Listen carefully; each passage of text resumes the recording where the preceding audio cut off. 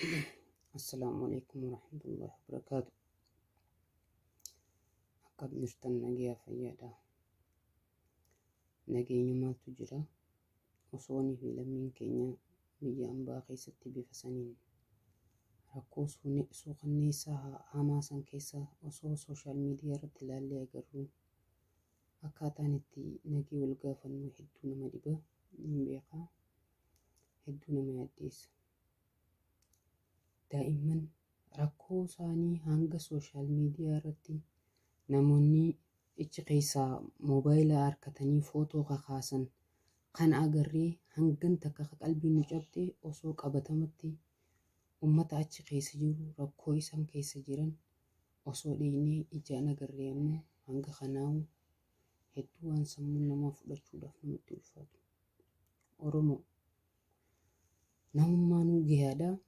Uummanni Oromoodhaa addunyaa tanarra jirtan abbootiin qabeenyaa, abbootiin amantii, qeerroo fi qarreen, aangoonni mootummaa warreen aangoorra jirtan maal godhu jirra nuti? Hoggayyuu hiraaraa ooluun teenyee sooshaal miidiyaa irratti uffata gurraacha kanaa nikaa isaan hanqina uffata dhabuudhaan waan irra ciisan dhabuun waan nyaatan hanga barbaadan dhabuudhaan rakkachaa jiran kana uffanni asirra bahuun dhugaadhaa karaa tokkoon gadda isaan keessa jiran addunyaa beeksisuu ni ta'a. Furmaata waaraa akkamitti dhabne? Furmaanni waaraan rakkoon uummanni kun keessa jiru rakkoo maaliiti? Tokkoffaa dhuguma moo akkuma haasawamu mootummaan Itoophiyaa ijoollee tana maallaqa ittiin biyya san fuudhee gara biyyaa fiduu dhabe. Maallaqni isaan achi namoota achi keessa jiran guututti gara biyyaa fiduu danda'u yoo hangam takka ta'e maallaqni kun guddaadha moo akkami? Wantoonni icciitiin mootummaan nu dho'ise hoo warreen dheengaddaa asii achi dhaqanii deebi'an abbootiin amantii hoo maal nu dho'isan? Icciitii dhokataa tokko waan jiru na fakkaatan akka yaada kiyyaatti. Sanis ta'ee kana wanti ta'uu qabu jedhee yaadu tokkoffaadha. Ijoolleen tun yoo hanqina achi maallaqa itti dhufan dhaban nuti uummanni Oromoo baay'inni keenya har'aaf yoo nama hin fayyadne guyyaan inni nama fayyadu hin jiru. Maallaqa san waliin buusnee uummata kana gara biyyaa fiduu hin dandeenyu. Tana gaafii tana namuu bakka jirtanitti itti yaada. Namuu bakka dandeenyu hanga dandeenyu maallaqa waliin buusnee tiraanispoortii haa ta'uuf goonee fi uummata kana karaa biyyaa galchinee asitti immoo dheebonnuus beelonnuus waan qabnu wajjin nyaanne irra gaariidha.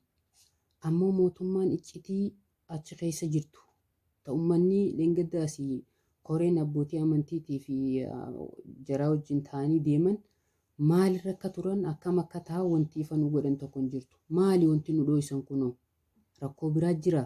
Rakkoon jirtu tunoo duboo lammii Itoophiyaa kana qofa irratti hojjeta. Lammiileen biraa hundinuu bahanii biyya fiitti galuu jiran. Kanneen achi keessa dhukkuba garagaraatiif saaxilamanii daa'imman, shamarran osoonii fi bishaan gahaan qabanne hin jiraanne achi keessa nyaanni gahaan osoo hin jiraanne daa'imaa wajjin rakkoon isaan keessa jiran rakkoo hamaadha.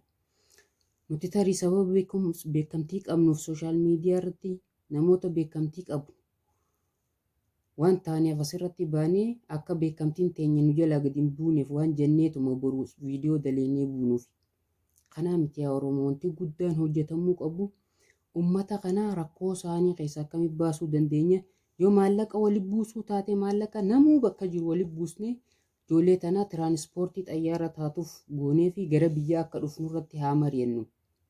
Uffata gurraacha kana feestaala gurraacha kana uffachuun akkuma jirtutti mataan isaa furmaataa miti. Furmaanni yoo rakkoo diinagdee taate maallaqa waliin buusnee ijoollee tana achii finnee biyya galchu as dhufanii waan nuti qabnu ijoolleen rakkoo duraanuu ni beekan warra isaanii asii rakkatanii deeman ni beekan rakkoo waan taate dhufanii asii waan qabnu wajjin nyaanna. Ijoollee tana maallaqa waliin baasnee xayyaara haa finnuuf yoo mootummaan dhabe. Yoo rakkoon biraa jiraatte mootummaan ifa nu haa godhu. Kanarratti qeequudhaaf illee osoo hin taane Johaar maal godhu jira?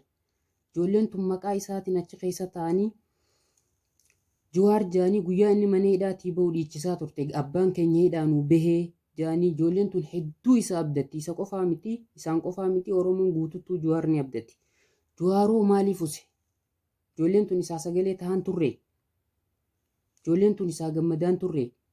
Jawaar Mahammad maaliif use? Akkami Jawaar qeexaa, Jawaar qeequudhaaf osoo hin taane dubbiin tun dhimma dhugaatii keessa kiyya naquuqaa jirti waan ta'eef hin dubbadhe. Saniifuu furmaatatti yaada maallaqa waliif buusnaa yoo maallaqa taate. Yoo rakkoo biraa taate immoo rakkoon biraa ni jirti jee yaadu. Rakkoo siyaasaa yoo taates rakkoon siyaasaa naman caaltu nama jirurra siyaasaan dalagamti. Biyya jirtu keessa siyaasaan dalagamti. Lammiin keenya osoo bifa sanii rakkachaa jiru siyaasaan nuti dalagine siyaasaadhaaf wanteen nu maali? Maallaqa waliif buusnee lammii tana akkaataatti gargaarurratti haa hojjennu.